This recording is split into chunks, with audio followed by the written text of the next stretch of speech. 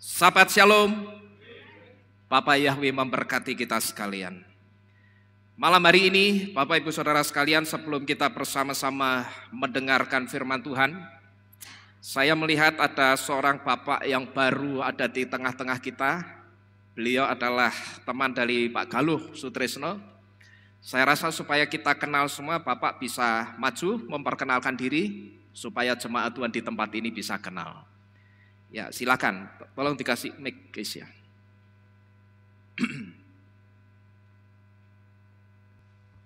Selamat malam, Bapak-bapak, Ibu-ibu. Ya. Untuk ini mudah-mudahan saya bisa menjadi jemaat yang baik juga di sini. Ya.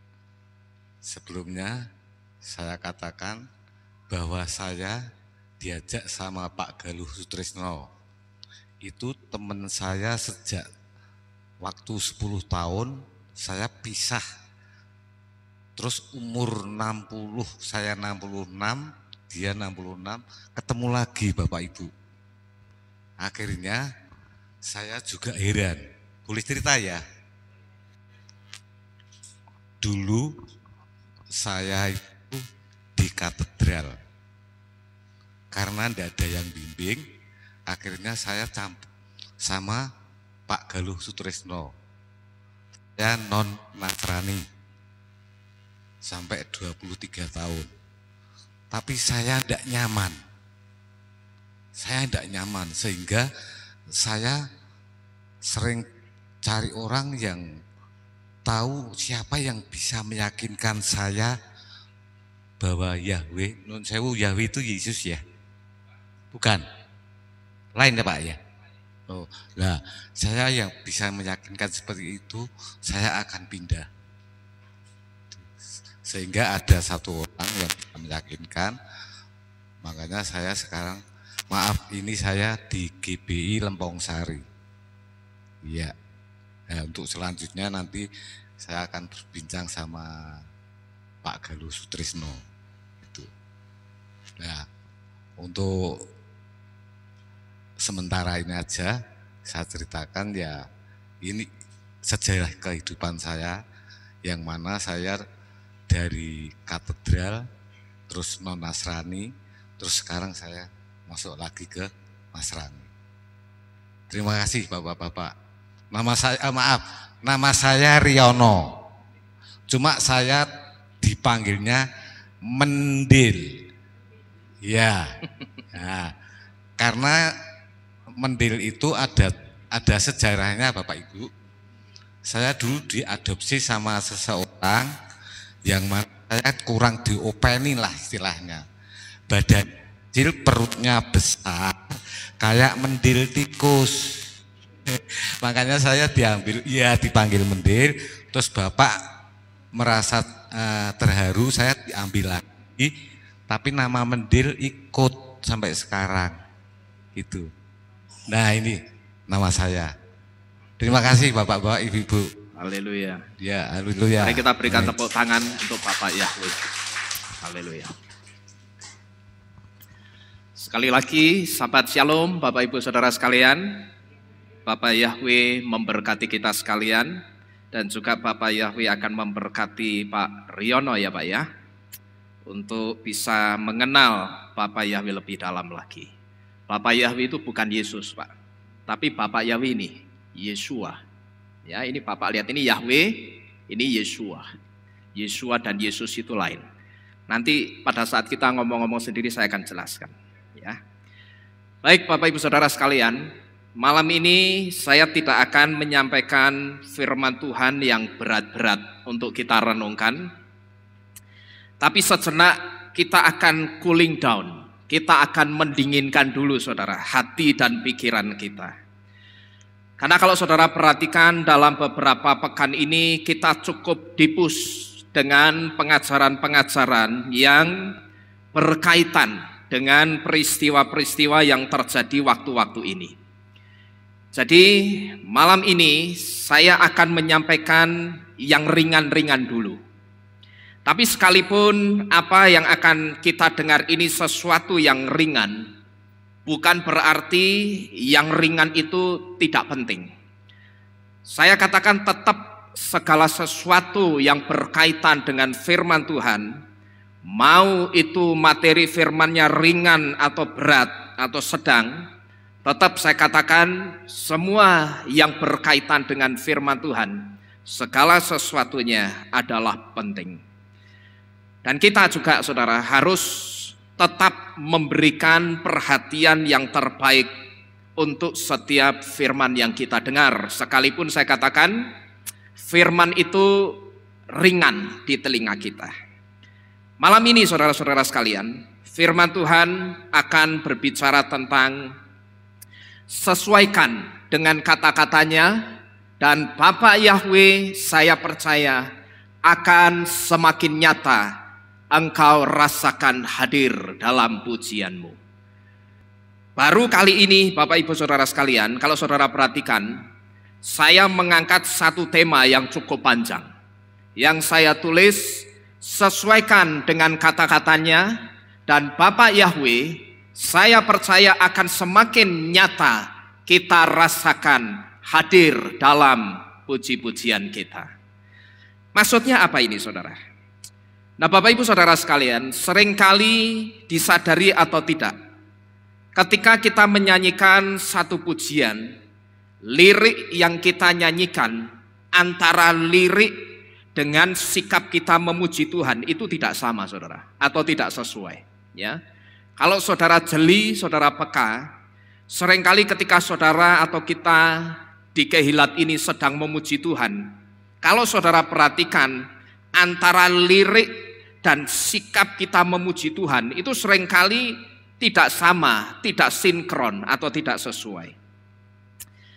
Di tempat ini saudara, sejak dulu kita banyak atau sudah banyak mengubah lirik-lirik puji-pujian yang kita nyanyikan.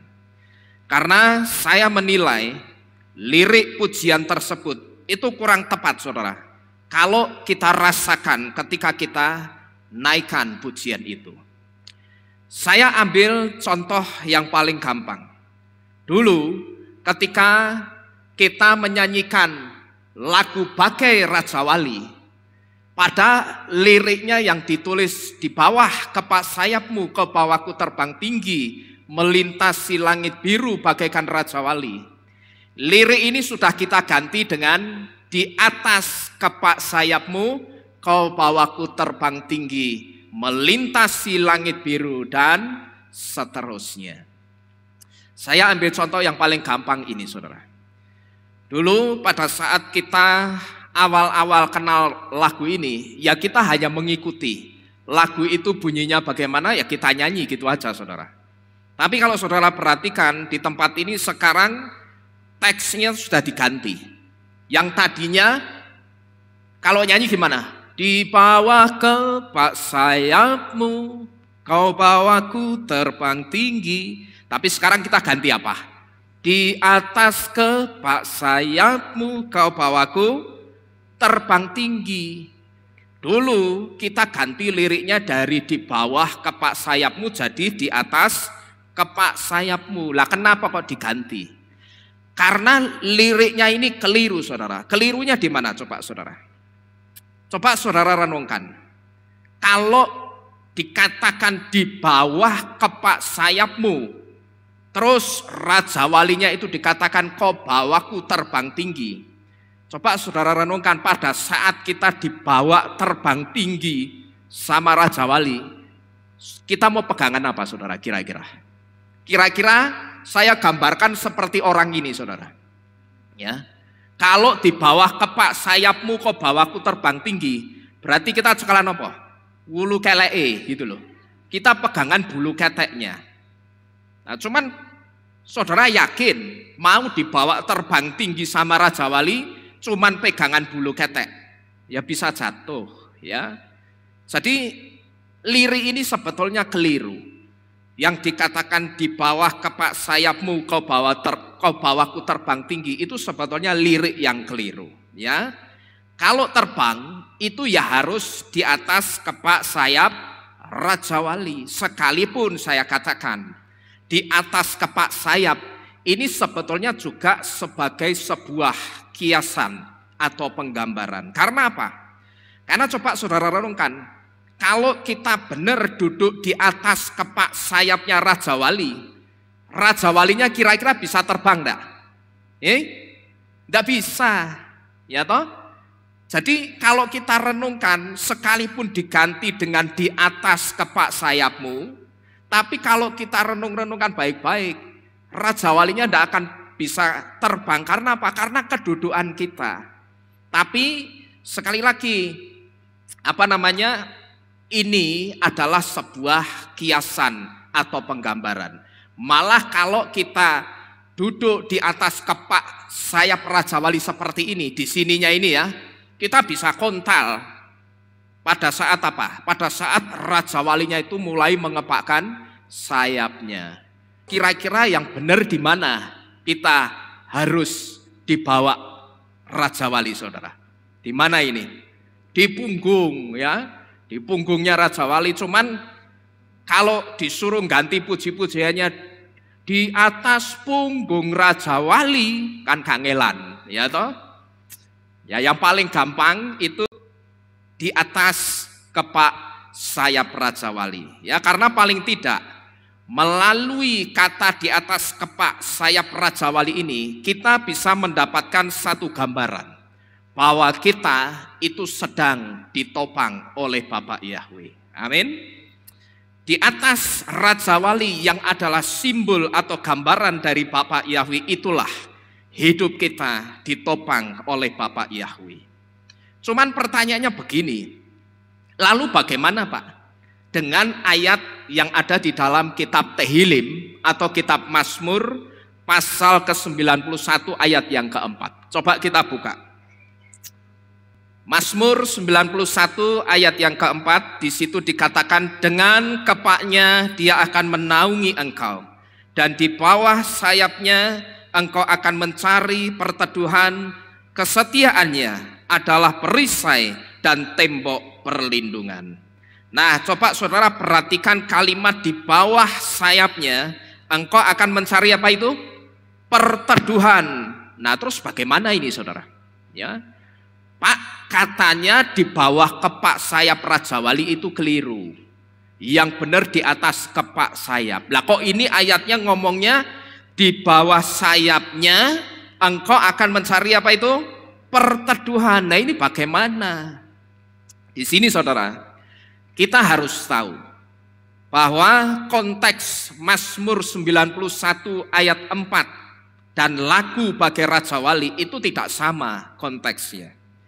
Kalimat di bawah sayapnya engkau akan mencari perteduhan ini, konteksnya itu Raja Walinya sedang tidak terbang. Ya, kita harus ngerti Mazmur 91 ayat 4 itu konteksnya Raja Walinya sedang tidak terbang. Nah, kalau lagu Bagai Raja Wali kan dikatakan apa? Kau bawaku apa itu? Terbang tinggi. Nah, kalau terbang ya kita harus ada di mana? Di atas kepak sayapnya Raja Wali. Sekalipun saya katakan di atas kepak sayap ini juga adalah sebuah apa tadi? Kiasan atau penggambaran. Jadi kita harus ngerti dulu saudara. Kalau konteks lagu Bagai Raja Wali dan kitab Mazmur 91 ayat 4 itu beda konteks, itu tidak sama. Kalau lagu Bagai Raja Wali itu Raja Walinya terbang tinggi, maka dikatakan apa? Di atas kepak sayapmu kau bawaku terbang tinggi. Tapi Mazmur 91 ayat 4 Raja Walinya sedang tidak terbang, maka dikatakan apa? Di bawah sayapnya engkau akan mencari perteduhan atau mencari perlindungan, ya.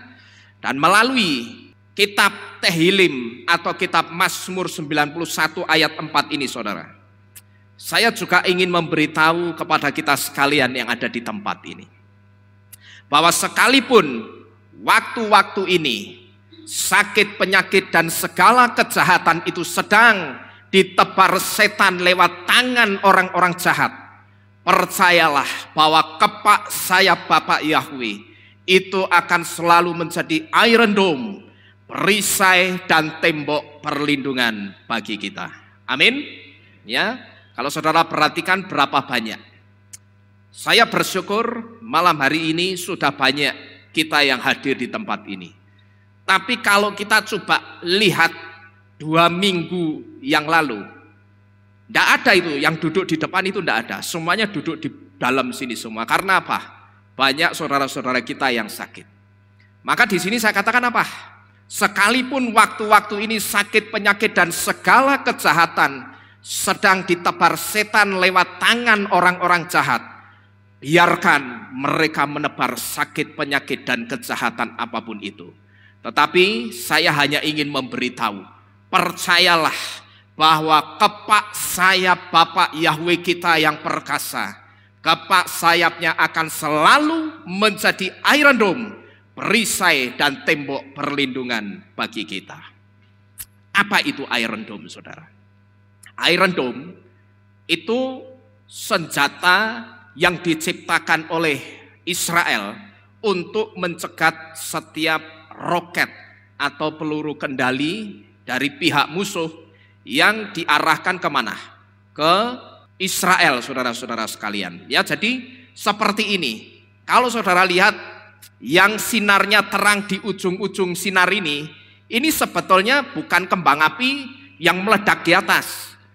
Tapi ini roket-roket musuh, satu di antara roket-roketnya Hamas yang diarahkan ke Israel, tapi sama sistem pertahanannya Israel yang bernama Iron Dome ini, roket-roket ini dicegat, saudara.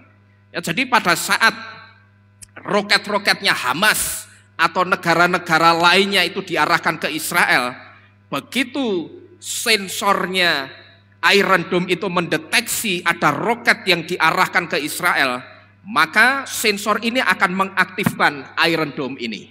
Dan begitu Iron Dome mengaktifkan sensor ini, diaktifkan oleh sensor ini langsung akan mengeluarkan roket juga untuk nyegat peluru-peluru atau roket-roket yang diarahkan ke Israel. Dan hebatnya, saudara, Iron Dome ini bisa milih-milih roket. Jadi pada saat sensornya itu mendeteksi atau sonarnya itu mendeteksi, oh, roket yang diarahkan ke Israel ini jatuhnya bukan di pemukiman warga, jatuhnya bukan di kawasan padat penduduk, tapi akan jatuh di padang gurun. Nah, kalau yang jatuh di padang gurun itu akan dibiarkan saja. Ya, tapi kalau yang sekiranya itu akan jatuh di kawasan padat penduduk, di perkotaan, itu akan dicegat. Tujuannya apa? Ini untuk ngirit untuk ngirit roketnya Israel, supaya roket-roket Israel yang lain itu bisa dipakai untuk nyegat peluru-peluru atau roket-roket lain yang berusaha masuk ke Israel.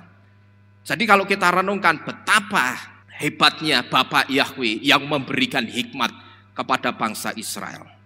Dan saya katakan, saudara, kejahatan dan sakit penyakit boleh saja ditebar oleh setan, tapi tangan Bapak Yahweh yang akan menghalau dan membelokkan semua kejahatan dan sakit penyakit itu. Saya sangat percaya sekali. Saudara percaya? Ya, haleluya. Ya, saya percaya, biarkan kejahatan itu memang seperti diizinkan Bapak Yahweh. Karena kalau saudara ingat peristiwa Menara Babel, waktu itu Bapak Yahweh katakan, lihatlah hari ini apa yang mereka inginkan, tidak ada yang tidak terlaksana. Padahal waktu itu orang-orang Babel mau bikin apa? Mereka mau bikin satu menara dan sudah di planning di dalam blueprintnya, bahwa menara ini nanti ujungnya akan ada di langit. Sedangkan kita ngerti langit yang bahasa Ibraninya Syamayim itu adalah simbol dari surga, tempat kediamannya Bapak Yahweh. Nah, kalau mereka bikin blueprint menara itu ujungnya ada di langit, berarti ini sedang, dengan kata lain sedang apa? Nantang Bapak Yahweh gitu loh. Atau dengan kata lain saya sebut menara Babel itu menara kesombongan. Tapi Bapak Yahweh izinkan enggak, saudara? Izinkan. Bapak Yahweh bisa saja pada saat peletakan batu pertama, batunya dicudil. Bisa enggak kira-kira? Bisa. lalu peletakan batu kedua, ketiga, dan seterusnya sampai batu terakhir. Katakanlah orang-orang Babel digawe dan, ya begitu setengah dibruke Bapak Yahweh, bisa enggak kira-kira? Bisa saja. Ya karena tidak ada yang bisa membendung kekuatan Bapak Yahweh Tuhan kita. Tapi kalau kita perhatikan, Menara Babel itu diizinkan berdiri sampai benar-benar sesuai blueprintnya, yaitu puncaknya ada di langit. Nah ini artinya apa? Apa yang sudah dikatakan Bapak Yahweh, mulai hari ini, apa yang mereka impikan, mereka inginkan, tidak ada yang tidak terlaksana. Kalau dikatakan tidak ada yang tidak terlaksana, berarti semuanya terlaksana semua. Demikian pula dengan kejahatan, saudara. Dan sakit penyakit yang waktu-waktu ini sedang ditebar setan melalui tangan-tangannya orang jahat. Memang diizinkan. Kita jangan heran, itu memang diizinkan oleh Bapak Yahweh. Maka pada hari Risuan kemarin, saya memberitahu kepada saudara-saudara sekalian sebelum kita mendengarkan firman Tuhan. Waktu itu saya memberitahu, kalau kita perhatikan, waktu-waktu ini, secara khusus di Indonesia, orang sakit itu bisa rata, bareng. Saya merenung, kok loro penyakitnya iso bareng gitu loh. Dan ini begitu ada di satu wilayah di Indonesia, wilayah lain itu seperti ketularan. Sakit satu, sakit semuanya. Nah di sini muncul beberapa teori. Yang pertama katanya sakit penyakit itu karena virus corona varian Omikron. Lalu yang kedua, sakit penyakit itu konon katanya karena waktu-waktu ini matahari itu posisinya sedang menjauh dari bumi. Yang biasanya jarak antara matahari dan bumi itu sekitar 90.000 kilometer. Sekarang jarak antara matahari dan bumi itu sekitar 160.000 kilometer, hampir 2 kali lipatnya. Nah otomatis kalau jarak matahari dengan bumi itu semakin jauh, udaranya akan semakin dingin atau semakin panas? Akan semakin dingin. Nah kalau ini disebut teori masuk akal. Makanya ada yang apa? Pilek-pilek. Terus ada yang apa lagi? Pusing-pusing, batuk-batuk. Terus ada yang tenggorokannya sakit. Tapi ada teori yang ketiga yang memang bisa dikatakan itu sebagai teori konspirasi. Konon katanya ada pesawat asing yang sedang menebar sakit penyakit atau zat-zat kimia di udara yang disebut dengan chemtrail. Nah Bapak Ibu Saudara sekalian, soal teori mana yang benar yang menyebabkan orang-orang secara khusus di Indonesia ini sakit semua, saya tidak terlalu pusingkan saudara. Tapi yang pasti kita jagain sendiri saja, ya. Kita jaga-jaga sendiri, kita waspada sendiri. Kalau katakanlah teori yang ketiga, yang katanya ya, saya tidak ngerti pastinya, cuman saya ngomong katanya.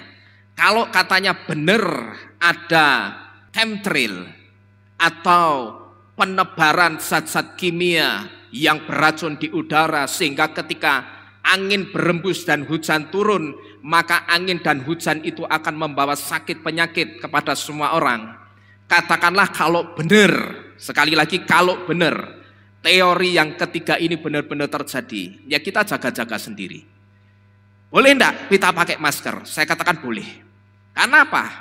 Kalau kita ngerti ternyata sakit penyakit ini dibuat, ya kita jangan nekat. Kita telanjang hidung, kemudian kita nafas begitu saja.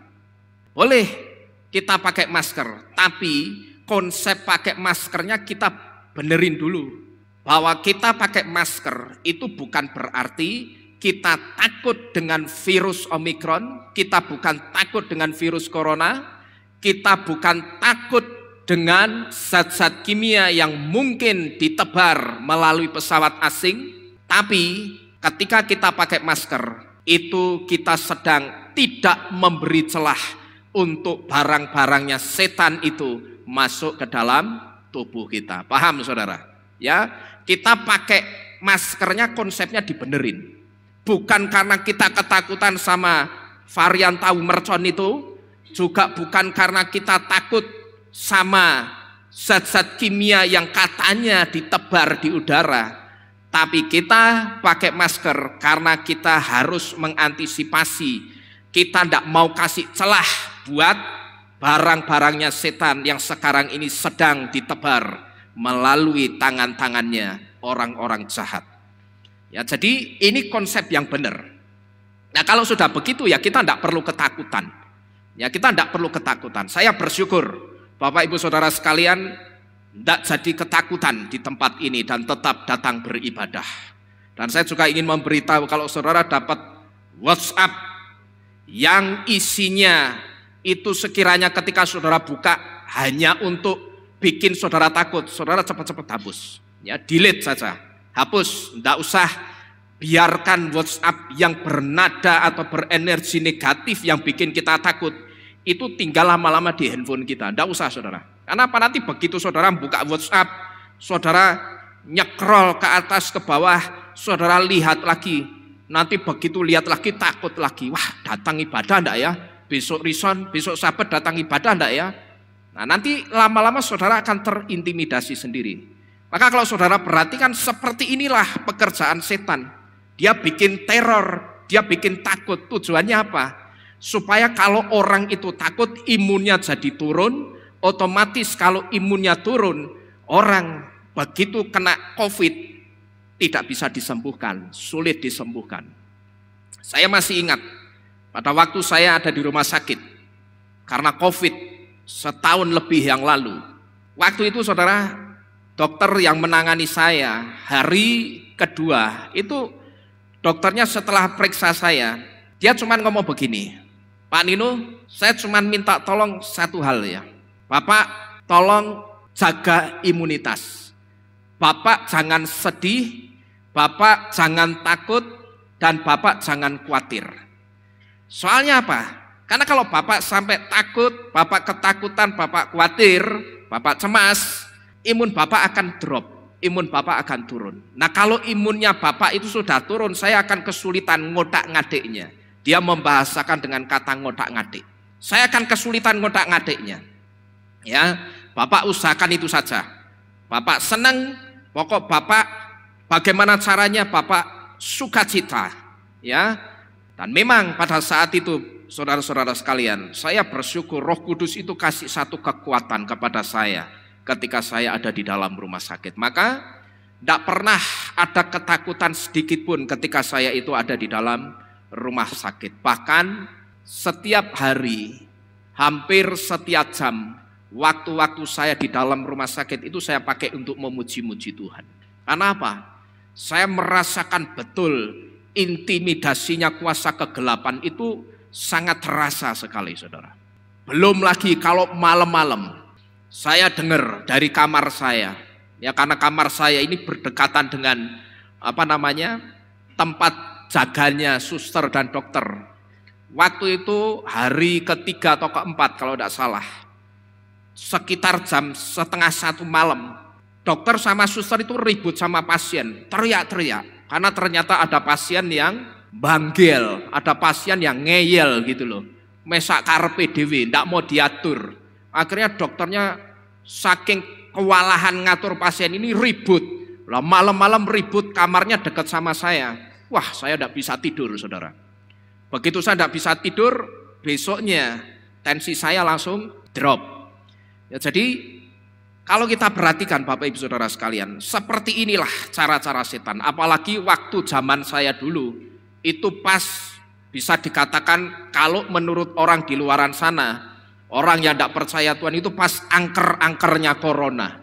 Ya, banyak korban corona. Waktu itu saya ingat satu di antara susternya itu tanya, Pak, Bapak tidak takut? Enggak itu. Terus Bapak tidak bosan? Ya nek bosan ada, Ya cuman kalau saya bosan terus disuruh takut, disuruh khawatir, saya enggak, sama sekali tidak ada sus.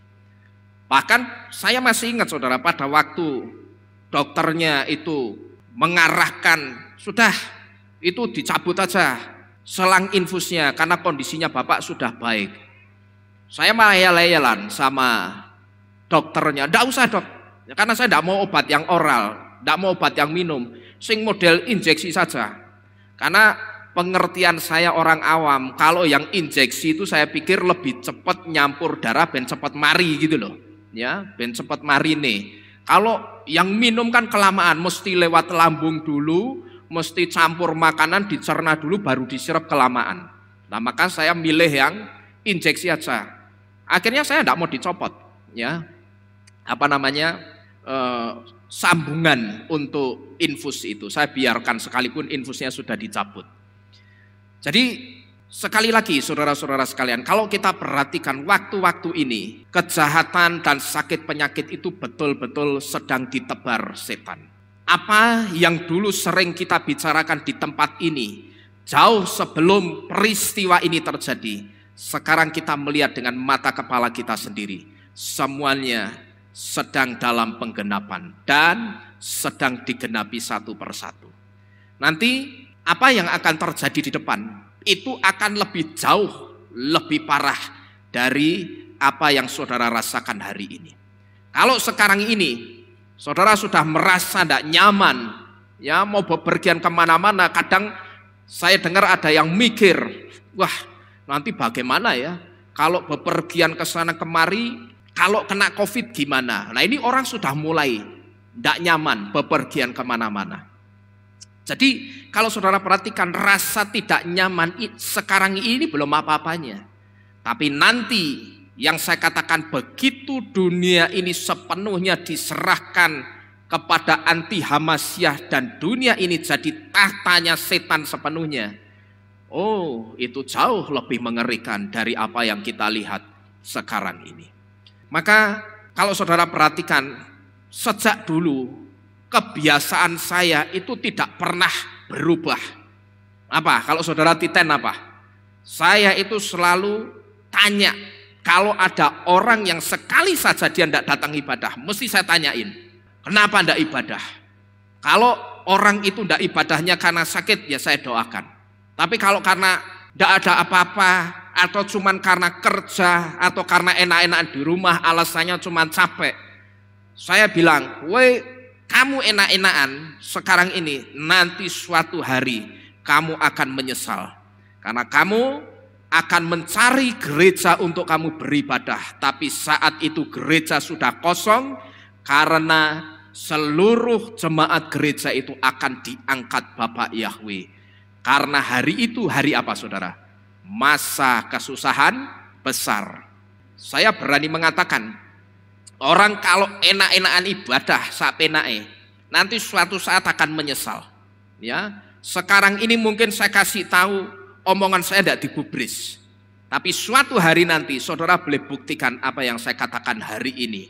Hari Sabat tanggal berapa ini? 25, ya. Tanggal 25 saudara buktikan apa yang saya katakan 25 Februari 2022. Tapi saya berharap kita yang ada di tempat ini tidak ada yang membuktikan. Karena saat itu kita harus sudah ada di kupah pengantin yang disiapkan Bapak Yahweh. Sambil kita menunggu waktu-waktu ini atau dunia ini diserahkan kepada anti Hamasyah selama 2 kali 3,5 masa. Saudara pengen ketinggalan ikut zamannya anti Hamasyah, apa diangkat taruh di kupah dulu? Ya harus diangkat, ya jangan sampai saudara berpikir nanti kira-kira kaya apa ya zaman anti Hamasyah, tak nonton ya nontonan dewe. Kalau saya ndak mau, kalaupun saya mau nonton, saya akan nonton dari atas bersama saudara-saudara sekalian. Amin. Ya kita akan melihat bagaimana dunia ini dikuasai oleh si anti Hamasyah itu. Jadi memang sekarang kejahatan dan sakit penyakit itu sedang ditebar oleh setan melalui tangan-tangannya orang jahat. Tapi percayalah bahwa tangan Bapak Yahweh kita yang perkasa, secara khusus tangan kanannya yang perkasa, itulah yang akan membelokkan dan menghalau setiap sakit penyakit dan kejahatan itu. Ini sama seperti apa saudara? Ini sama seperti halnya Iron Dome buatan Israel yang dibuat dengan hikmat Yahweh Elohim, di mana melalui kesaksian dari tentara Hamas sendiri, mereka mengatakan apa? Kami telah berusaha, tetapi Tuhan mereka mengubah arah roket kami di atas udara. Yang dimaksud dengan kami telah berusaha itu berusaha apa? Yang dimaksud itu mereka sudah berusaha mengarahkan roket-roketnya Hamas. Itu arahnya sudah disetel, disetting, pokok jatuhnya harus di kawasan padat penduduknya Israel. Tapi melalui mulut mereka sendiri. Ingat sekali lagi, bukan mulutnya tentara Israel saudara, tapi melalui mulut tentara Hamas sendiri. Mereka katakan apa? Kami telah berusaha mengarahkan roket-roket kami ke Israel, tapi Tuhan mereka mengubah arah roket kami di atas udara. Yang ngomong ini bukan tentara Israel saudara ya. Jangan salah, kalau yang ngomong tentara Israel itu bisa sebagai klaim. Wah, ngeklaim.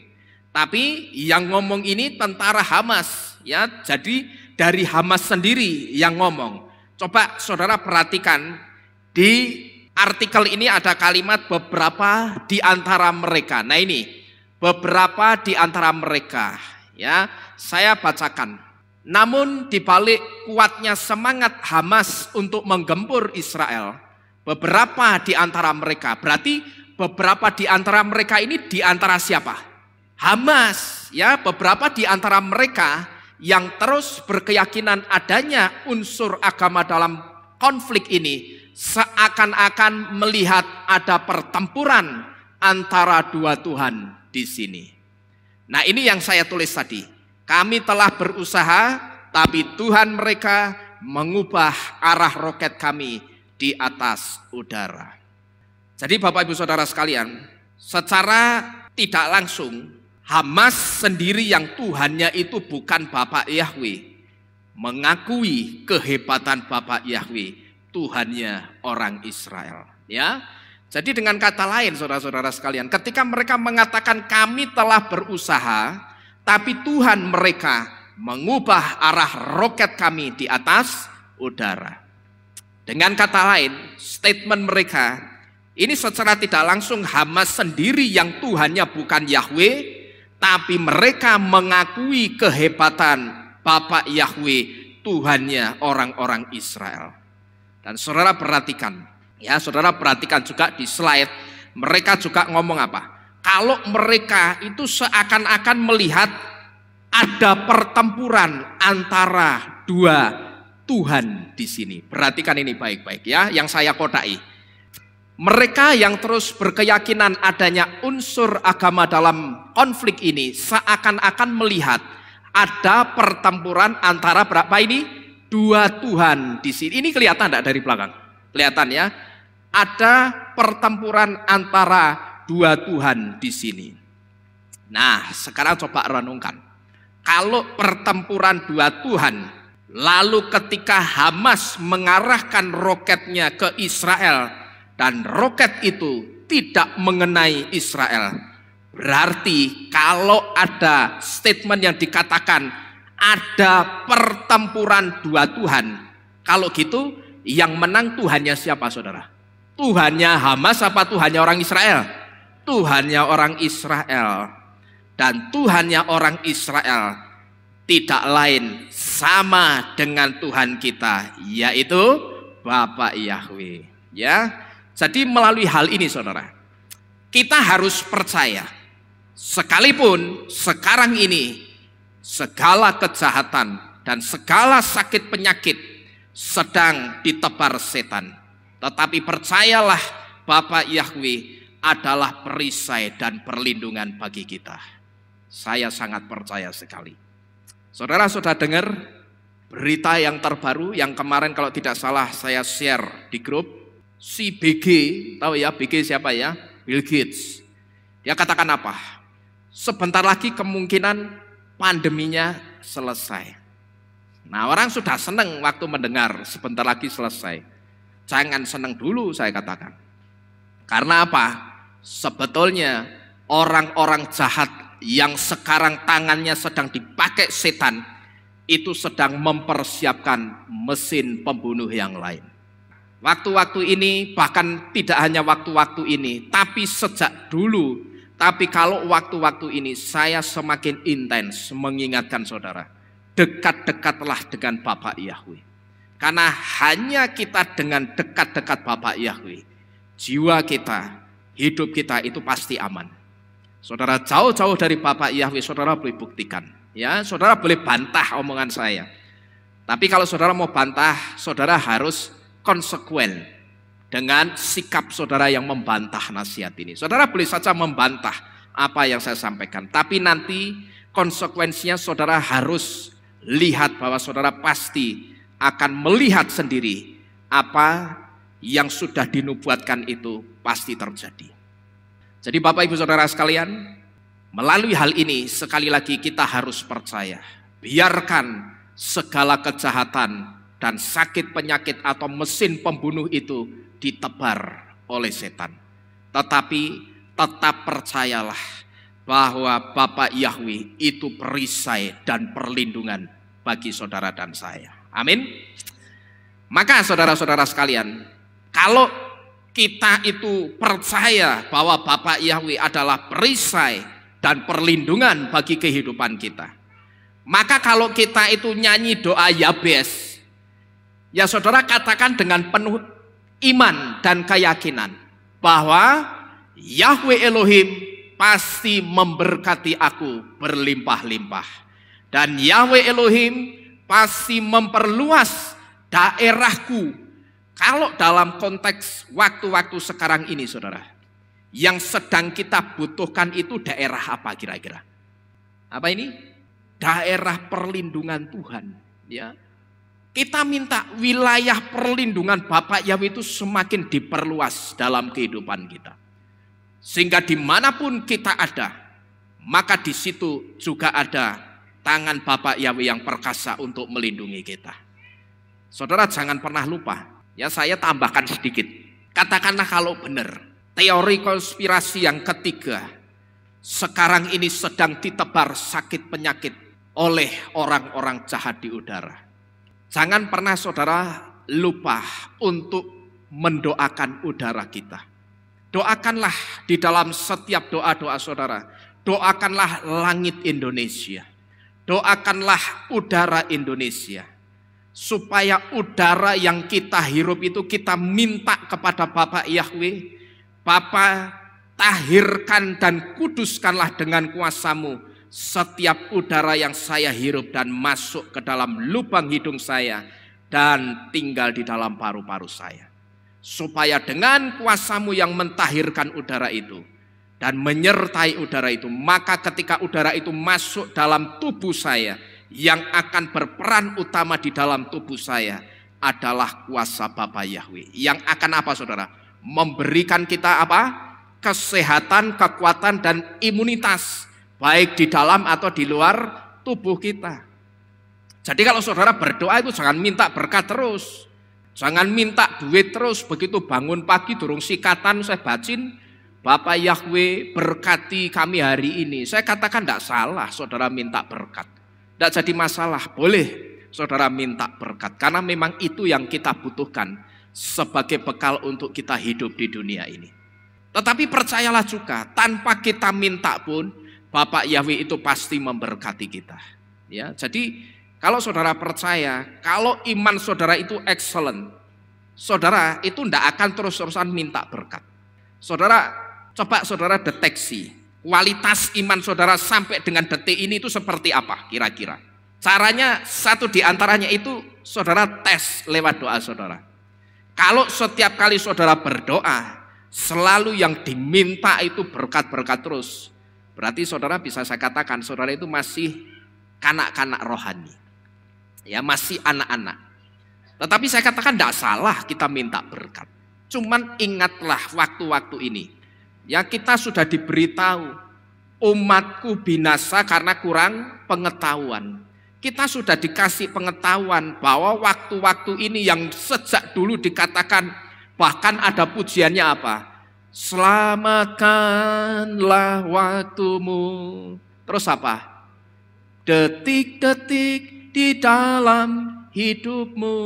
Terus karena apa? Waktu-waktu ini waktu yang apa? Waktu yang jahat. Saya tanya, lagu ini diciptakan tahun 2002 atau sebelum 2002? 2022. Nyiptakan ini kapan? Jauh sebelum tahun 2022. Sejak saya masih umbelen itu lagu itu sudah ada, saudara. Saya masih lari ke sana kemari cawetan, masih umbelan itu lagu itu sudah ada. Nah, sekarang saudara lihat. Lagu itu dikatakan apa? Selamatkanlah waktumu karena waktu-waktu ini adalah waktu yang jahat. Sekarang saya mau tanya, kita benar-benar sudah nonton belum waktu yang jahat itu? Sudah. Jadi sekali lagi, kalau saudara berdoa, berdoalah juga dengan kedewasaan iman saudara. Doakan juga langit Indonesia, udara yang ada di Indonesia. Kalau memang benar ada tangan-tangan jahat yang menebar sakit penyakit di langit Indonesia, Bapak Yahweh, Engkau memang izinkan itu ditebar. Tapi saya minta berikan proteksimu untuk saya dan anak-anakmu yang Engkau kasih. Dan juga doakan semua orang yang ada di Indonesia ini. Ya, dari Sabang sampai Merauke, dari Pulau Yahukimu sampai Pulau W, saudara doakan orang-orang itu. Ya, jadi ini akan menentukan kadar iman kita itu sudah dewasa atau belum. Tapi kalau setiap kali kita berdoa yang diminta cuma berkat, ya berarti saudara itu masih anak-anak rohaninya, masih bahkan bisa dikatakan masih bayi rohani. Jadi kita koreksi malam ini saudara. Doakanlah Indonesia karena saat ini Indonesia butuh saudara dan saya. Apakah itu artinya Indonesia butuh uang kita? Saya katakan uang kita tidak akan mampu menjangkau Indonesia. Tetapi saya percaya doa kita akan menjangkau Indonesia sampai ke pelosok-pelosok. Amin. Doa kita pasti akan menjangkau dan memberikan perlindungan untuk orang-orang yang ada di Indonesia. Jangan egois saudara. Jangan kita terus yang dipikirkan. Jangan minta berkat terus. Tapi berkatilah langit dan udara yang ada di Indonesia. Sehingga kemanapun atau dimanapun kita menghirup udara Indonesia, yang kita hirup dan masuk dalam tubuh kita, itu kuasanya Bapa Yahweh. Amin. Maka kalau kita nyanyi doa Yabes, kita katakan dengan penuh iman dan keyakinan bahwa Yahweh Elohim, Bapa Yahweh pasti memberkati aku berlimpah-limpah, dan Bapa Yahweh pasti memperluas daerah perlindunganku. Dan tangan Yahweh Elohim pasti menyertai dan melindungi aku, sehingga malapetaka dan kesakitan dilenyapkan dari kehidupanku. Pada saat kita nyanyikan pujian ini saudara, di lirik yang dikatakan kiranya Engkau memberkati aku berlimpah-limpah. Terus ada kata kiranya di kata-kata apa tadi? Juga kiranya tanganmu menyertai aku dan melindungi aku. Saudara harus ganti. Ya, kata-katanya diganti, jangan kiranya. Ya, jangan kiranya lagi, tapi ganti dengan apa? Kata-kata yang penuh iman. Ya, kita ganti dengan kata apa? Ku percaya Yahweh memberkati aku berlimpah-limpah. Amin. Dan memperluas apa? Daerahku atau daerah perlindunganku. Terus apa? Dan ku percaya apa itu? Tanganmu menyertai aku dan melindungi aku dari apa? Daripada malapetaka, sehingga kesakitan tidak akan menimpa kita. Amin. Jadi kita ganti dengan kata-kata yang penuh iman. kalau kiranya muatan imannya itu tidak ada, saudara. Ya, karena kata kiranya itu masih apa? Mudah-mudahan, masih semoga. Nah terus pertanyaannya Pak, kalau yang punya lagu ini tidak boleh bagaimana? Ya tidak usah nyanyi lagu itu lagi, gampang. Ya setelah mungkin firman ini saya upload naik ke YouTube, lalu yang punya lagu ini mungkin katakanlah protes. Dan setelah protes, mereka katakan tidak boleh diganti, ya harus tetap kiranya sesuai kitab suci. Ya sudah, kita tidak usah nyanyi lagi lagu itu. Kita bikin lagu sendiri, doa Yabes pakai bahasa Ibrani, ya toh. Jadi kalau yang punya lagu tidak boleh nyanyi lagi, diganti itu, ya sudah tidak usah nyanyi. Tapi kita bikin aja lagu doa Yabes ini pakai bahasa Ibrani, ya. Cuman saya rasa saudara, kalau untuk sesuatu yang baik, untuk sesuatu yang benar, dan itu lebih sesuai dengan iman percaya kita, saya rasa sang pemilik lagu itu tidak akan keberatan, karena hanya kita yang konsumsi sendiri di tempat ini. Ya, kalau terus nanti kemudian setelah video firman ini didengar oleh orang-orang di luaran sana, kemudian mereka juga mengamini pengajaran ini dan mereka ikut dengan kita mengganti kata kiranya dengan ku percaya, lalu kemudian kita diprotes, ya sudah, tidak usah nyanyi lagu itu, kita ganti saja dengan yang bahasa Ibrani, kita bikin yang bahasa Ibrani. Nanti saya cari dulu saudara, saya belum ketemu bahasa Ibraninya. Ini yang kedua, lagu kedua yang harus kita luruskan dan kita betulkan kata-katanya. Karena kata-kata atau liriknya itu tidak sesuai dengan iman percaya kita. Masih ngambang, masih muatannya atau nuansanya itu ragu-ragu. Kemudian pujian berikutnya. Ada pujian yang dikatakan, ku ada sebagaimana ku ada, berdiri menghadap tahtamu Bapa, dan seterusnya. Pertanyaannya, bagaimana kalau ketika kita menyanyikan lirik ini, tapi posisi kita duduk atau sedang bersujud? Kira-kira tepat enggak saudara? Di sini lagunya ngomongnya apa? Ku ada sebagaimana ku ada, terus apa ini? Berdiri menghadap tahtamu Bapa. Tapi kalau kita pas nyanyi, itu pas sedang duduk atau sedang sujud, kira-kira tepat enggak saudara? Enggak tepat. Tapi sekalipun tidak tepat, saya katakan kita enggak perlu mengganti liriknya. Kalau kita tidak perlu mengganti liriknya, kita sesuaikan saja dengan sikap tubuh kita. Ya, maksud saudara ya paham ya, disesuaikan dengan sikap tubuh kita. Asal saudara tahu, memang saudara tidak pernah bisa melihat saya nyanyi pada saat di depan ini, karena mulut saya kan di depan. Ya, sedangkan saudara di belakang saya tidak akan kelihatan mulut saya mengucapkan kata-kata apa, apakah yang saya ucapkan itu persis plek ketiplek sama lagunya, liriknya atau enggak, saudara tidak akan bisa lihat. Tapi asal saudara tahu, saya kalau nyanyi itu saya tepatkan, sesuaikan dengan sikap tubuh saya. Saya ambil contoh, misalkan saya nyanyi begini nih, ku ada sebagaimana ku ada, tapi saya sedang duduk atau pemimpin pujian ngajak kita duduk, saya ngomongnya enggak berdiri.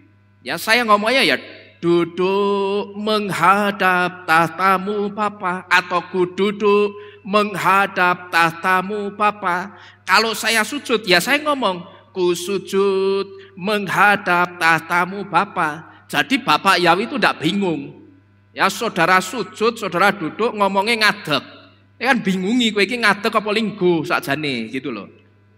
Nah, kalau pas nyanyi lagu ini kita sedang duduk, ya katakan ku ada sebagaimana ku ada, ku duduk menghadap tahtamu Bapa, dan seterusnya. Kalau pas sujud ya kita katakan ku sujud menghadap tahtamu Bapa.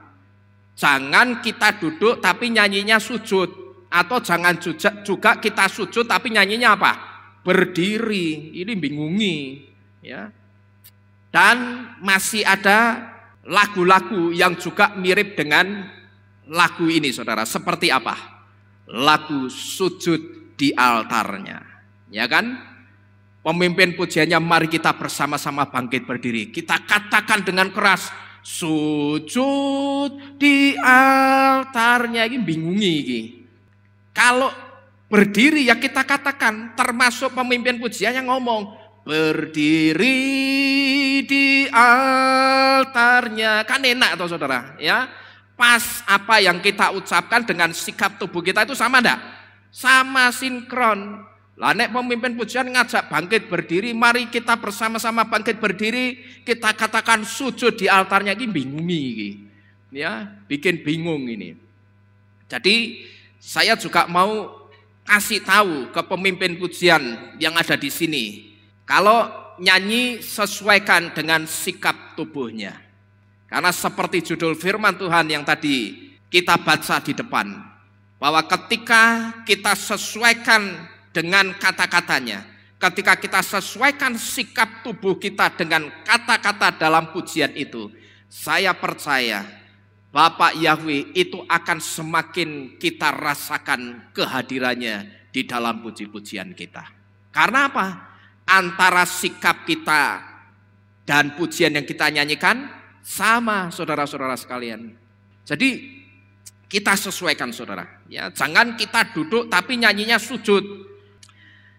Tapi di sini, saudara-saudara sekalian, saya perlu memberitahu soal meluruskan kata-kata dalam puji-pujian kita. Atau saya perlu memberitahu soal menyesuaikan lirik lagu dengan sikap tubuh kita ini.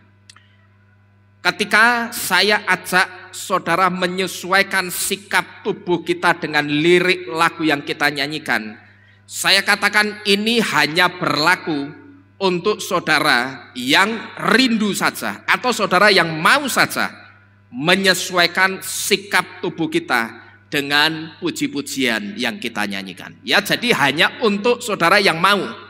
Dan juga buat saudara yang mau segala sesuatunya itu sesuai sebagaimana mestinya. Artinya kita ngomongnya apa, sikap tubuh kita juga seperti itu. Gitu loh saudara, paham ya? Jadi ini saya panjang lebar ngomong dari depan sampai sekarang ini. Saya tujukan ini khusus untuk saudara yang mau saja menyesuaikan sikap tubuh kita dengan lirik pujian yang sedang kita nyanyikan, ya. Juga buat saudara yang mau segala sesuatunya itu berjalan sebagaimana mestinya. Tapi kalau saudara itu tipe orang yang selalu ngukur pakai hati, yang penting kan hati kita waktu memuji Tuhan, Pak. Yang penting itu hati kita pada waktu memuji Tuhan. Bapak Yahweh itu tidak melihat sikap tubuh, tapi Bapak Yahweh melihat hati kita. Kalau saudara termasuk tipe orang yang selalu mengukur apa-apa dengan hati, ya saudara tidak usah lanjutkan mendengarkan firman ini. Ya saudara skip saja. Karena apa saudara? Karena kalau orang apa-apa selalu diukur pakai hati, tidak akan masuk sama firman ini. Saya ngomong panjang lebar sampai nanti saya selesai, apa yang saya sampaikan itu tidak akan pernah masuk di dalam jantung hatinya. Padahal ketika orang itu mengatakan dan selalu mengukur apa-apa itu dengan hati, padahal belum tentu apa yang kita rasa baik di dalam hati kita itu juga baik di hadapan Tuhan. Betul saudara? Ya, demikian pula sebaliknya. Seringkali orang mengukur segala sesuatu itu dengan apa? Hati. Yang penting itu hati, Pak. Ya, Bapak Yahweh itu tidak melihat sikap tubuh kita. Memang saya katakan betul. Tapi kalau saudara apa-apa sedikit-sedikit diukur pakai hati, padahal belum tentu apa yang kita rasa baik di hati kita itu juga baik di hadapan Tuhan. Saya pernah ketemu dengan orang yang selalu ngomong yang penting itu hati. Nanti nek dikandani sing bener, ya, yang penting itu hati. Selalu ngomong yang penting itu hati. Nek dikandani sing bener, saudara. Karena apa? Dia sudah terpola mindsetnya sejak dulu. Pola imannya, pola pikir imannya itu pola Yunani. Itu loh, pola yang lama. Nah, di pola yang lama dikatakan apa? Yang penting antara kita dengan Tuhan itu hati kita, ya. Tidak perlu pakai Yahwe-Yahwean, tidak usah pakai Yesua-Yesuanan. Yang penting hati kita itu arahnya kepada Yahwe. Mulut kita mau ngomong Yesus atau mau ngomong Allah, yang penting hati kita kemana? Ke Yahwe. Saya biarkan orang ini ngoceh dulu, saudara. Begitu dia sudah kelakep, diem, capek ngocehnya, saya ngomong. Sekarang saya mau tanya. Kamu punya istri? Punya. Ya. Sekarang dengarkan saya baik-baik. Nanti malam tolong kamu bercinta sama istrimu. Ya, tolong istrimu dijak ke sini. Saya tak ngomong. Nanti malam pada saat kamu bercinta dengan istrimu, saya akan suruh istrimu ketika istrimu puas dengan servismu. Namamu siapa? Joni. Saya akan suruh istrimu mengatakan, kamu begitu hebat, Jono. Ya. Dan nanti kalau kamu sampai protes sama istrimu, tak kuampleng gue. Nanti istrimu tak suruh ngomong apa? Nggak apa-apa loh, kalau kamu protes loh, kamu kok ngomongnya Jono? Kan namaku Joni. Nggak apa-apa sayang, yang penting hatiku kepada Joni. Saya tanya, saudara bisa terima? Nggak bisa. Saudara pasti akan langsung mikir apa? Wah, iki mau bojoku pas tak tinggal kerja, baru ketemuan karo Jono. Kan gitu. Ya kita pasti akan mikir seperti itu. Ya, maka saya biarkan dia ngoceh dulu. Tak bumboni sisan. Oh iya ya bener ya. Tak bumboni sisan sampai mumpluk gitu. Begitu mumpluk tak omongi gitu. Dia mikir, baru di situ dia merenung. Iya ya, bener ya. Lah ya, jadi jangan apa-apa itu kita ukur dengan hati. Tidak selalu apa yang kita ukur dengan hati itu benar, saudara-saudara sekalian. Jadi belum tentu apa yang kita rasa baik di hati itu juga baik di hadapan Tuhan. Demikian pula sebaliknya. Apa yang kita rasa baik dengan sikap tubuh kita itu juga belum tentu baik di hadapan Tuhan. Menurut kita, sikap tubuh kita ketika memuji Tuhan itu sudah baik, tapi ternyata di hadapan Tuhan apakah itu jaminan baik juga, saudara? Belum tentu. Maka yang benar sikap kita itu bagaimana? Kita sesuaikan antara sikap tubuh dengan kata-kata di dalam pujian yang kita nyanyikan. Yang benar itu seperti itu. Kita sesuaikan sikap tubuh dengan kata-kata di dalam pujian kita. Seperti ini tadi. Ya kalau kita nyanyinya berdiri menghadap tatamu Yahwe, ya kita pas posisi berdiri. Jangan kita duduk ngomongnya berdiri. Tujuannya apa? Kita menyesuaikan antara sikap tubuh dengan kata-kata di dalam pujian kita. Tujuannya itu supaya apa, saudara? Supaya ketika mungkin sikap tubuh kita itu dipandang tidak baik di hadapan Tuhan, masih ada sikap hati kita yang bisa menutupi ketidakbaikan dari sikap tubuh kita. Paham, saudara?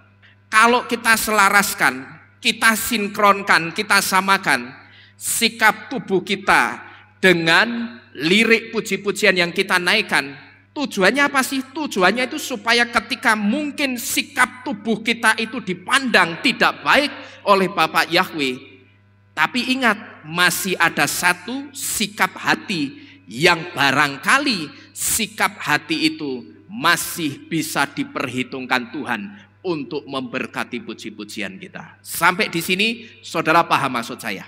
Paham ya? Demikian pula sebaliknya. Katakanlah ketika sikap hati kita itu ternyata dipandang tidak baik oleh Tuhan. Tapi ingat, ketika kita menyelaraskan, kita sinkronkan sikap tubuh kita dengan lirik lagu yang kita nyanyikan, maka sikap tubuh kita itu akan menutupi ketidakbaikan dari sikap hati kita.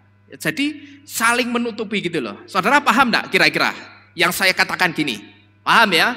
Kalau kita sinkronkan, kita selaraskan, kita samakan sikap tubuh kita dengan lirik puji-pujian yang kita naikkan, itu akan saling menutupi kekurangannya, gitu loh. Dengan kata lain seperti itu, akan saling menutupi kekurangannya. Kekurangannya apa? Kalau mungkin sikap tubuh kita itu dipandang tidak baik oleh Tuhan, masih ada sikap apa? Hati yang akan dipandang dan diperhitungkan oleh Tuhan. Tapi sebaliknya, kalau sikap hati kita ternyata yang dipandang tidak baik oleh Tuhan, masih ada apa tadi? Sikap tubuh kita yang akan diperhitungkan dan dipandang oleh Bapak Yahweh. Maka kalau saudara perhatikan, ketika seorang hakim memutus perkara seseorang, tidak jarang ada hakim yang memberi keringanan hukuman hanya karena hakim itu melihat apa? Sikap baik dari orang tersebut. Saudara pernah mendengar berita seperti ini? Ada orang sudah didakwa, katakanlah divonis hukuman mati. Tapi pada saat sidang yang terakhir, sidang pembacaan atau katakanlah banding, si terdakwa ini kemudian naik banding. Ternyata setelah dia banding, hukumannya jadi lebih ringan. Dia tidak dihukum mati, tapi dihukum apa? Seumur hidup. Pertanyaannya sekarang, kenapa ada hakim yang kemudian meringankan hukuman terdakwa ini? Satu di antaranya, itu tidak lain karena sang hakim itu melihat apa? Sikap baik dari si terdakwa ini selama dia ada di tahanan. Dia sikapnya bagaimana, lalu selama ada di persidangan dia kooperatif, dia jujur, dia katakan, dia kasih jawaban yang tidak berbelit-belit, ditanya apa dijawab itu. Maka inilah yang akan membuat hakim itu mempertimbangkan untuk meringankan hukumannya. Padahal saya mau tanya, kira-kira hakimnya itu ngerti enggak yang ada di dalam hatinya si terdakwa itu baik atau jahat? Ngerti enggak kira-kira? Enggak ngerti. Ya. Sekalipun yang kelihatan sikapnya itu tadi apa? Baik. Tapi hakimnya bisa ngerti isi hatinya si terdakwa itu mesti baik juga seperti sikapnya, atau jangan-jangan buruk, hakimnya ngerti enggak kira-kira? Enggak ngerti, saudara-saudara sekalian. Tapi karena sikapnya kelihatan baik, atau karena sikapnya yang kelihatan itu yang baik, maka orang tersebut dikasih keringanan hukuman. Itu loh saudara-saudara sekalian ya. Ini ilustrasi untuk memberitahu saudara. Ketika mungkin tadi saya jelaskan, kenapa kita harus sinkronkan antara sikap tubuh kita dengan puji-pujian yang kita nyanyikan. Kalau nyanyinya teksnya bilang berdiri, ya kita berdiri. Tapi kalau kita sedang duduk, jangan kita ngomong berdiri. Tujuannya apa sih kita sinkronkan, kita selaraskan ini? Satu di antaranya itu untuk saling menutupi kekurangannya. Kalau sikap hati kita ternyata dideteksi Bapak Yahweh tidak baik, masih ada cadangan sikap tubuh kita yang barangkali bisa dipertimbangkan dan diperhitungkan Bapak Yahweh. Demikian pula sebaliknya. Kalau ternyata sikap tubuh kita ketika memuji Tuhan itu dideteksi Bapak Yahweh tidak baik, ternyata masih ada cadangan apa? Sikap hati yang barangkali bisa jadi bahan pertimbangan Bapak Yahweh untuk memberkati puji-pujian kita. Ya, dan kita kalau belajar dari kisah hakim yang memberikan keringanan hukuman kepada orang yang sudah divonis hukuman berat ini, saudara.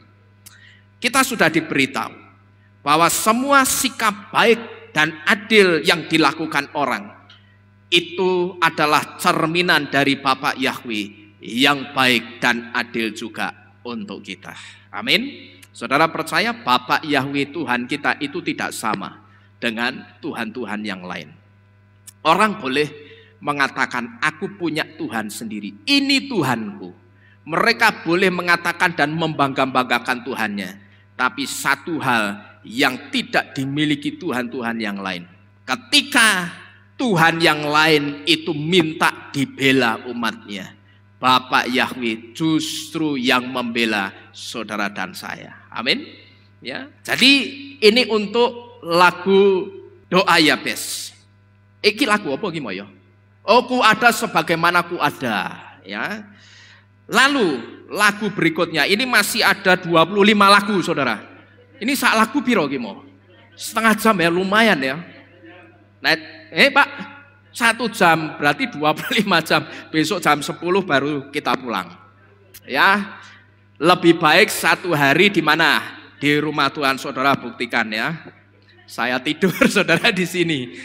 Lalu lagu berikutnya, setelah lagu ku ada sebagaimana ku ada lagu apa ini saudara? Karena salibmu. Yang satu diantaranya liriknya dikatakan apa ini? Karena salibmu ku hidup, karena salibmu ku menang. Kata-kata ini saudara, ini juga harus kita luruskan. Karena apa? Karena yang membuat kita hidup dan membuat kita menang itu bukan salibnya.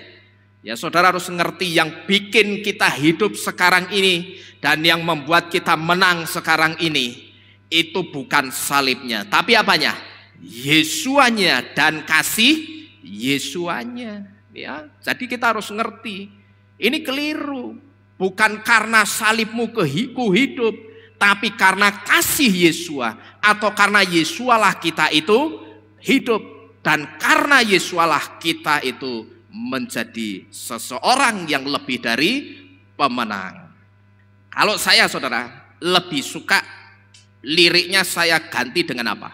Karena kasih-Mu ku hidup, atau kalau saya ganti dengan Yesua, karena Yesua ku hidup, karena Yesua ku menang. Kan lebih enak, lebih tepat dengan konteksnya atau kejadiannya.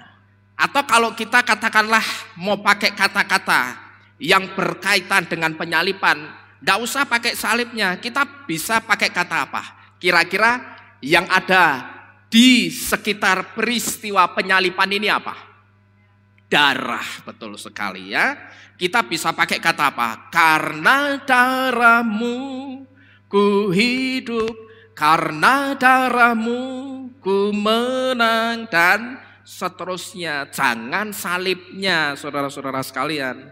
Karena apa? Kita sudah diberitahu salib itu simbol kutuk sesuai kitab Galatia 3 ayat yang ke-13 ya. Sesuai kitab Galatia 3 ayat yang ke-13, salib adalah simbol kutuk. Jadi kalau saudara masih punya salib, saudara yang mendengarkan firman ini di luaran sana masih punya salib, sebaiknya saudara turunkan dari dinding saudara.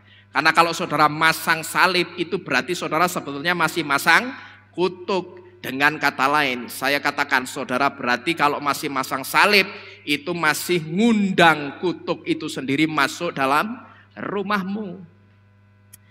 Tapi saya pernah bercerita kepada saudara, pernah ada seseorang yang komentar di YouTube Kehilat kita. Ya, orang itu mengatakan apa? Yang terkutuk itu orangnya, Pak. Waduh, bukan salibnya. Ya, dia ngomong begitu saudara. Dia ngomong yang terkutuk itu orangnya, bukan salibnya. Tapi saya katakan, saya maklum, karena orang itu belum paham. Karena dia masih melihat kitab sucinya itu masih pakai pola pola Yunani. Karena orang ini masih memakai pola iman yang lama, maka saya katakan wajar kalau dia komentar seperti itu.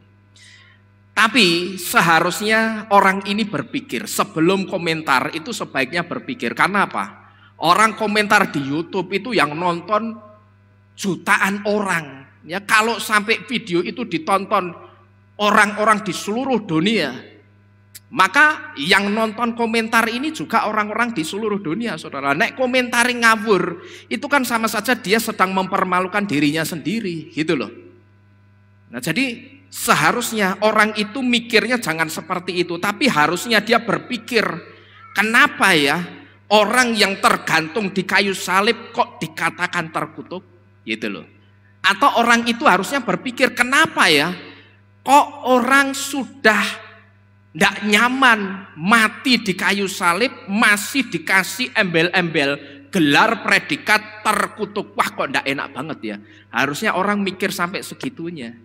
Nah, ini tidak lain karena apa? Karena salib itu sendiri simbol kutuk. Maka setiap orang yang tergantung atau disalib disebut orang itu terkutuk, gitu loh. Karena salib itu sendiri simbol apa? Kutuk. Paham saudara-saudara sekalian ya? Jadi karena salibnya itu sendiri simbol kutuk, maka orang yang tergantung di kayu salib akan otomatis mendapatkan predikat orang yang terkutuk. Nah, harusnya orang mikirnya seperti itu sebelum komentar. Yang dulu saya pernah kasih ilustrasi. Ilustrasinya Ivan, waktu itu saya masih ingat. Saya waktu itu kasih ilustrasi, kalau saudara belum paham, kok orang yang tergantung di atas kayu salib sampai bisa disebut terkutuk itu, saya kasih ilustrasi Ivan waktu itu. Ivan bukan Ivan yang disalib, bukan, rano salib yang kuat ya. Gotong Ivan. Waktu itu saya kasih ilustrasinya begini. Katakanlah suatu hari Ivan ini sudah punya pacar. Lalu ketika pacarnya itu dibawa pulang ke rumah untuk diperkenalkan dengan kedua orang tuanya, lalu begitu masuk ke ruang tamu, di situ sudah ada Bu Rina dan Pak Hok yang nyambut Ivan dan pacarnya. Mari ini silakan masuk. Ya tante. Nah, gitu kan mulai basa-basi ngomong-ngomong ya. Biasanya kalau basa-basi ngomongnya apa? Rumahnya mana nih? Kan ditanya gitu. Oh, rumah saya daerah Abdurrahman Saleh tante. Oh, Abdurrahman Saleh mana? Kali Banteng itu loh tante. Oh, di dekat museum itu ya? Sama Bu Simon kenal enggak? Bu Simon siapa ya tante? Yang tinggalnya di seberangnya museum itu loh. Alamatmu apa jenenge? Sri Kuncoro itu loh. Wah, enggak kenal tante loh. Lah, Kali Bantengmu itu sebelah mana? Belakang itu loh tante, dekat sama Sunan Kuning.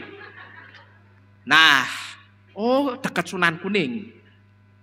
Begitu Ivan ini pacarnya diantar pulang, Bu Rina langsung gelenak-geleni sama Pak Hok.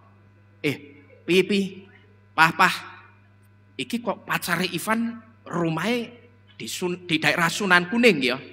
Apa gegek jangan-jangan pacarnya Ivan cewek nakal ya Pak ya? Nah, sekarang pertanyaannya, kenapa Bu Rina berpikir seperti itu? Karena apa? Karena image-nya orang ketika mendengar tempat Sunan Kuning, itu image-nya mesti apa? Cewek-cewek baik-baik atau nakal?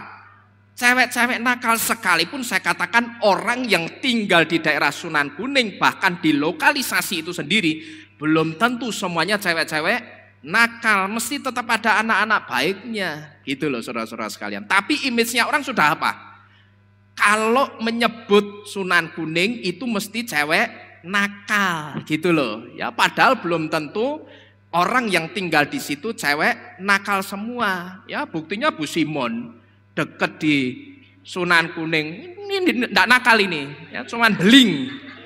Ya, bergudul. Itu enggak nakal loh, cuman beling toh. Ya, ini bukti ya toh. Dia kan dekat juga ya toh. Tinggal lurus belok kiri sudah sampai. Tapi kita tahu dia tidak nakal ya, sekalipun beling.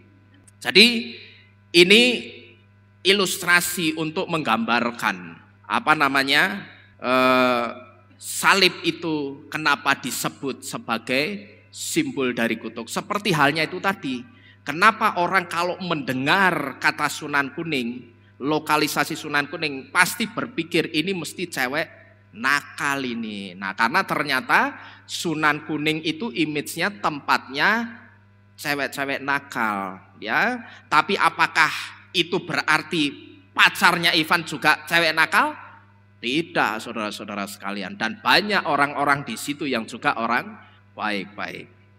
Ini lagu Karena Salibmu. Kemudian ada juga pujian yang perlu kita luruskan kata-katanya. Yaitu apa? Saat ku menyembahmu, rohmu bekerja.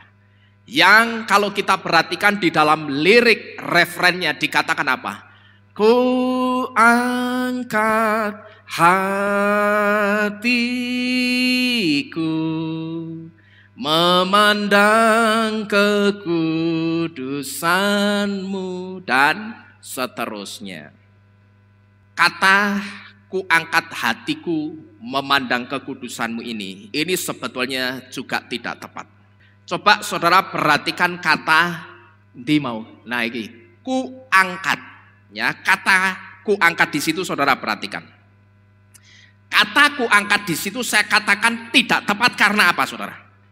Ku angkat hatiku dalam pujian ini saya katakan tidak tepat karena seolah-olah kita itu yang mengangkat hati kita sendiri untuk memandang apa? Kemuliaannya Bapak Yahweh. Paham saudara-saudara sekalian? Sampai di sini dulu saudara paham ya? Kenapa kataku angkat hatiku itu sebetulnya tidak tepat dalam pujian ini? Karena kataku angkat hatiku itu seolah-olah kita sendiri yang mengangkat hati kita untuk memandang kemuliaan Bapak Yahweh. Cuman pertanyaannya, adakah manusia yang bisa mengangkat dirinya sendiri untuk memandang kemuliaan Bapak Yahweh? Ada enggak kira-kira? Enggak ada saudara, enggak ada yang bisa. Coba kita baca ya. Kita baca dari kitab apa ini? Shemot atau Keluaran 33 ayat 20 sampai 23. Mari kita baca. Saya bacakan, saudara simak dengan baik-baik. Keluaran 33 ayat 20 sampai 33. Kita lihat buktinya.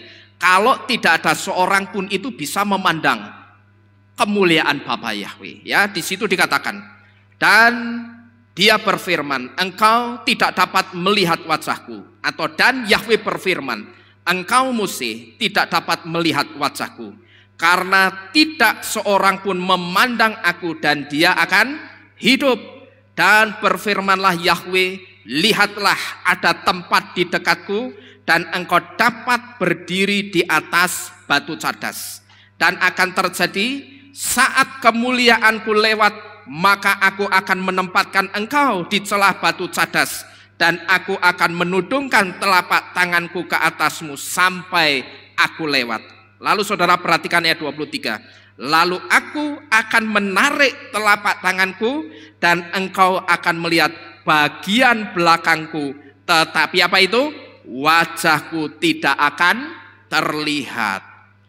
Ini bukti kalau tidak ada seorang pun manusia yang bisa memandang kemuliaan Bapa Yahweh.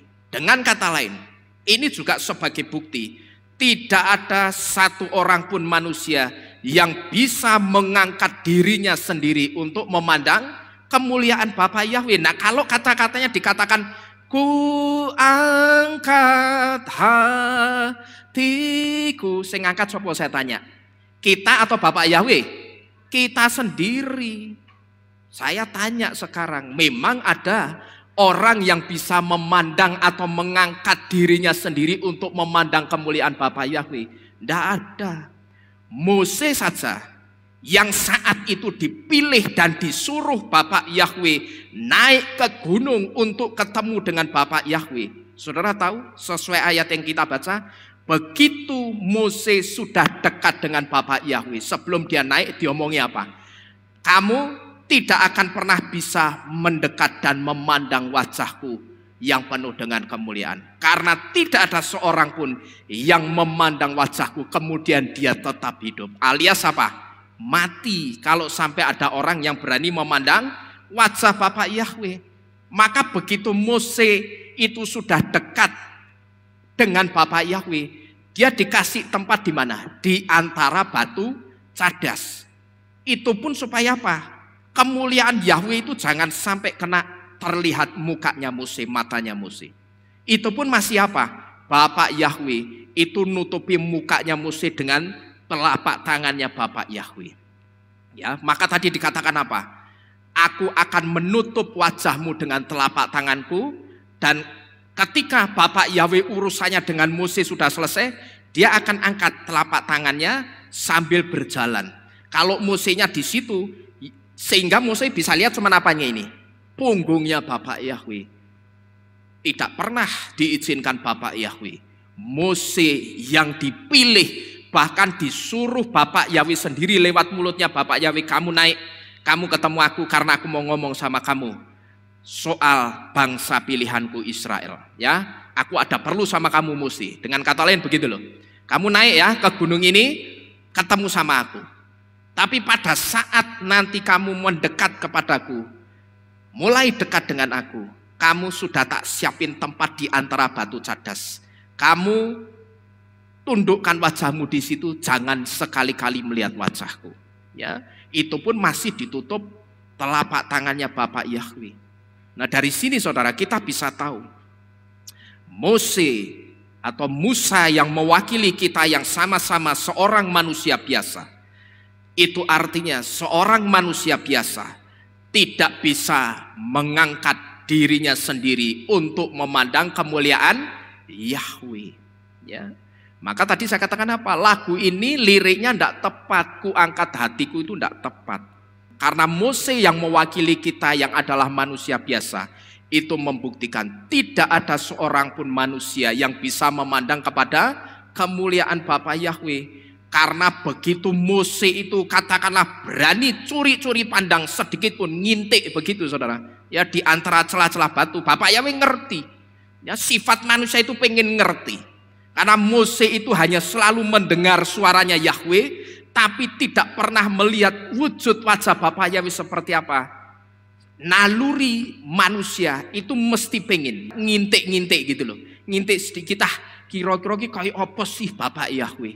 Kok selama ini aku hanya mendengar suaranya tapi tidak pernah melihat wajahnya. Bapak Yahweh ngerti keinginan jantung hatinya Mose. Maka setelah dikasih tempat di batu cadas masih ditutupi mukanya gitu loh. Supaya Mose itu jangan sampai, kalau dia ngintik sedikit pun tidak akan bisa. Dia hanya akan bisa melihat tangan Yahweh, telapak tangan Yahweh. Ya. Karena begitu Mose itu curi-curi pandang melihat Bapak Yahweh, dia mesti mati seperti ayat 20 katakan tadi. Jadi lirik refren lagu ini tidak tepat. Ya, lirik refren yang dikatakan ku angkat hatiku untuk memandang kekudusanmu, ini tidak tepat.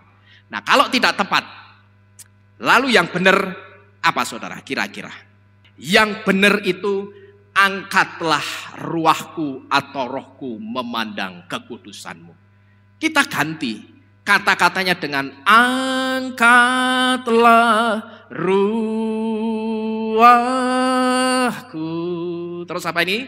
Memandang kekudusanmu. Ini yang benar. Karena apa?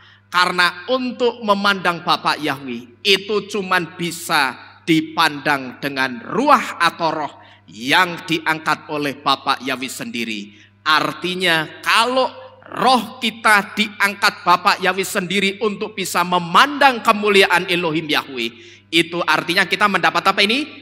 Perkenanan Bapak Yahweh, ya. Seharusnya kata-katanya seperti ini. Karena kalau kita mengatakan angkatlah ruahku memandang kekudusanmu, memandang kemuliaanmu, di sini kita itu sebetulnya sedang minta Bapak Yahweh yang mengangkat roh kita untuk memandang kemuliaan Bapak Yahweh, bukan kita sendiri yang ngangkat, gitu loh, paham saudara ya? Kalau tadi dikatakan ku angkat hatiku, ini kan namanya kita sendiri yang ngangkat, paham Bapak Ibu Saudara sekalian ya? Tapi tidak ada masalahnya satu orang pun yang bisa mengangkat dirinya sendiri untuk memandang kemuliaan Bapa Yahweh. Nah, dengan kita mengatakan seperti ini, di sini kita itu sedang minta Bapa Yahweh untuk mengangkat ruah atau roh kita memandang kemuliaannya. Bukan kita sendiri yang ngangkat. Roh itu hanya bisa dilihat dengan roh. Perhatikan ini baik-baik. Bapak Yahweh itu wujudnya apa? Ruah atau roh.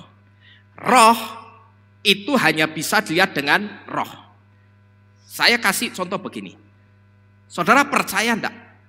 Rohnya Bapak Yahweh itu sekarang benar-benar ada di tempat ini malam hari ini.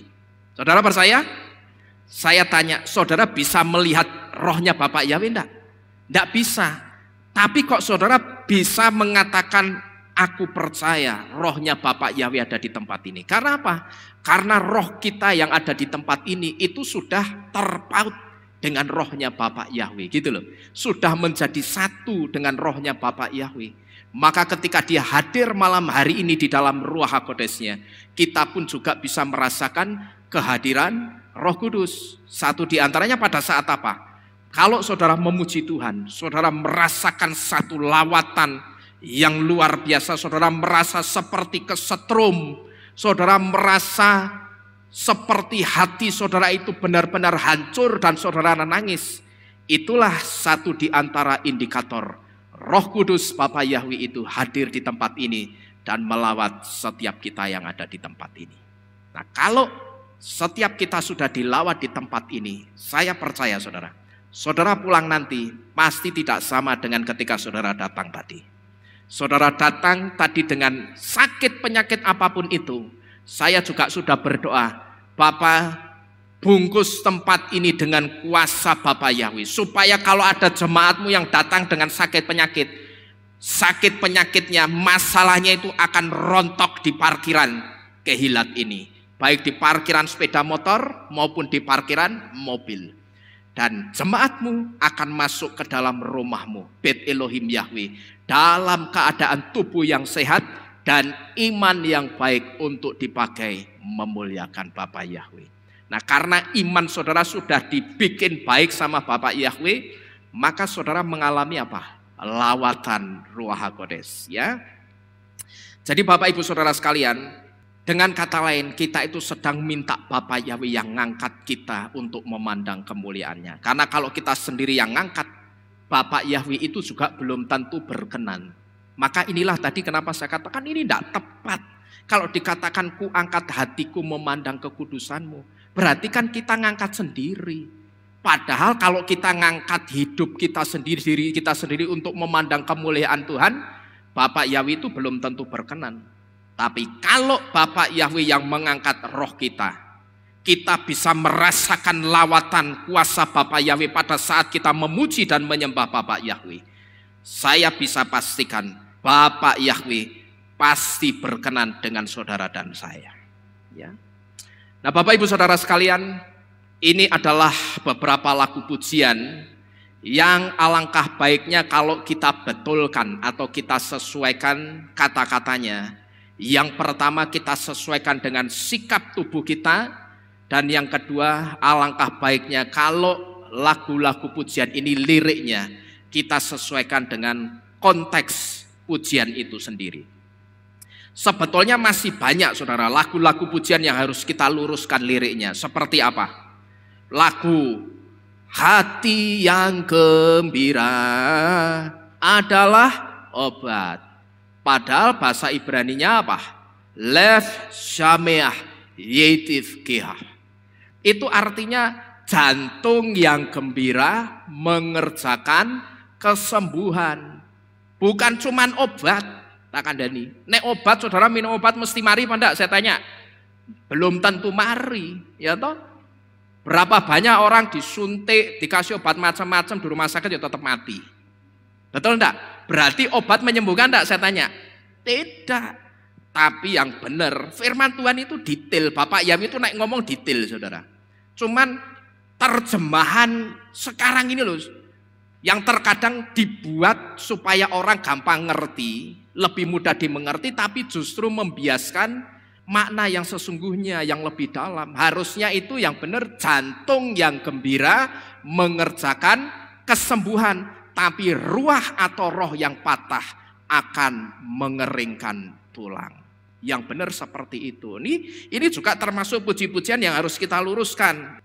Karena kalau sesuai kitab suci yang benar itu jantung yang gembira, karena ada kata lev. Lev itu artinya jantung. Kalau hati itu bahasa Ibraninya kafet. Lalu ada juga laguku datang Tuhan dalam hadiratmu, berhiaskan kekudusan. Ini juga keliru. Ku datang Tuhan dalam hadiratmu. Terus apa? Berhiaskan kekudusan. Keliru saudara. Karena apa? Karena yang bisa menghiasi kita dengan kekudusan itu cuman Bapak Yahweh gitu loh. Karena Yahweh itu kudus, maka Dia punya kekudusan untuk menguduskan kita. Nah, kalau kata-katanya berhiaskan kekudusan, ini seolah-olah kita sendiri yang sedang menghiasi diri kita dengan apa? Kekudusan. Ya, ini tidak tepat. Yang benar apa, saudara? Yang benar itu, ku datang Yahweh dalam hadiratmu, hiasilah kekudusan. Gitu loh. Kalau hiasilah kekudusan berarti apa? Kita itu sedang minta Bapak Yahweh menghiasi kita dengan kekudusan. Tapi kalau kita ngomongnya berhiaskan kekudusan, seolah-olah kita sendiri yang menghias diri kita sendiri dengan kekudusan. Memang manusia itu punya kekudusan berapa banyak? Tidak punya. Saudara begitu punya pikiran jelek saja dengan orang, kualitas kekudusan saudara itu sudah turun. Maka tujuannya Bapak Yahweh nutup mukanya Mose itu supaya Mose tidak mati. Bapak Yahweh ngerti, kamu yang merintah naik aku, yang merintah untuk ketemu aku juga aku sendiri. Tapi aku ngerti, kamu manusia yang rentan dengan dosa. Kadar kemuliaan dan kekudusanmu itu tidak 100%, hanya 90%. Kalau cuma 90%, kamu lihat wajah kemuliaan kamu mesti mati, maka kamu harus tak tutupi. Gitu loh saudara. Ya. Jadi yang benar itu hiasilah kekudusan. Lalu di kata-kata seluruh umat sujud menyembahmu ini juga harus kita sesuaikan dengan apa tadi? Sikap kita ya. Kalau kita sedang duduk atau berdiri ya katakan seluruh umat duduk menyembahmu atau berdiri menyembahmu. Kita sesuaikan sendiri. Tidak usah diganti liriknya, tapi kita sesuaikan sendiri dengan sikap tubuh kita. Tapi saya rasa tidak memungkinkan kalau kita membahas lagu-lagu yang sebetulnya harus kita luruskan itu satu persatu malam ini, saudara. Ya, karena kalau malam ini kita bisa pulang besok, saudara-saudara sekalian. Tapi Bapak Ibu Saudara sekalian, paling tidak dari sini saudara nanti akan bisa punya koreksi sendiri setelah mendengarkan firman ini. Ya, nantinya setiap puji-pujian yang saudara nyanyikan, kira-kira sudah sesuai belum liriknya dan sudah benar belum liriknya. Saya berharap setelah saudara mendengar firman yang panjang lebar ini, saudara bisa punya koreksi sendiri untuk setiap puji-pujian yang saudara naikkan. Karena saya percaya saudara, ketika setiap kata-kata dalam pujian kita itu sesuai dengan sikap tubuh kita, sesuai dengan konteks pujian itu sendiri, kehadiran Bapak Yahweh itu akan semakin nyata kita rasakan dalam setiap pujian yang kita naikkan. Amin. Saya cuman percaya ya, ketika setiap kata-kata di dalam puji-pujian yang kita naikkan itu sesuai yang pertama dengan sikap tubuh kita dan sesuai dengan konteks pujian itu sendiri, sesuai dengan iman percaya kita atau sesuai dengan kitab suci. Saya percaya ketika ini selaras, sama, derap langkahnya sama, maka kehadiran Bapak Yahweh itu pasti akan semakin nyata kita rasakan ketika kita bersama-sama memuji dan menyembah Bapak Yahweh di tempat ini. Amin. Bapak Yahweh memberkati kita sekalian. Bersama-sama kita tunduk dalam doa. Kita akan akhiri firman pada malam hari ini. Haleluya.